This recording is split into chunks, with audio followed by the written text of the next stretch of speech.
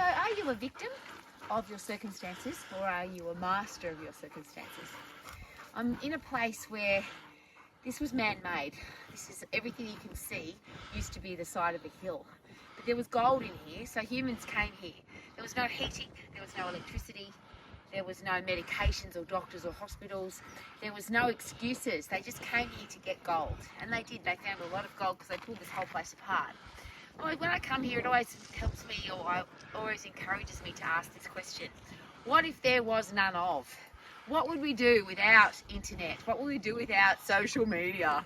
What would we do without television, without electronics, without electricity, homes?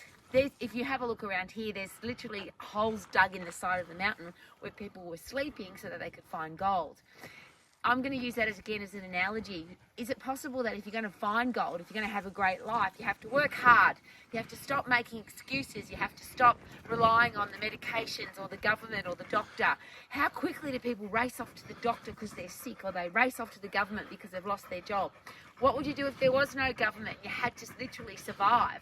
What if there was no medical compensation or insurance, and you literally had to work out a way to live like these people did? And I'm sure there's a lot of people that died early, and there's a lot of people that died of falling down the side of a mountain, but I'm sure there's a lot of people that lived out here when they were digging for gold that were really tough, really strong, really hardy, and they were critical thinkers, because obviously they pulled this whole place apart to find gold. They used water to do it, and they used their bare hands.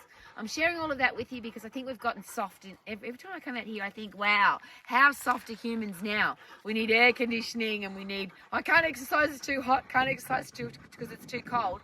Where I'm standing right now is one of the hottest places in New Zealand in the summer, one of the coldest places in New Zealand in the winter, and people came here because they wanted to find gold. What are you doing in your life to get tougher, stronger, wiser, better, so that you can turn your life to gold rather than, oh, I'm sick, I'm tired, I'm depressed, I have to go to the doctor? Go to the doctor for the right reason, not just because you've got a little tiny headache or a little sore foot. How about get tough, get strong, live your life to the max, and live the example for our kids? I don't want our kids to grow up in a world where everybody's soft, because our kids will be soft. The world will be a really crappy place, and I want the world to be awesome, just like this. Check it out. Live your life to the max. Woohoo!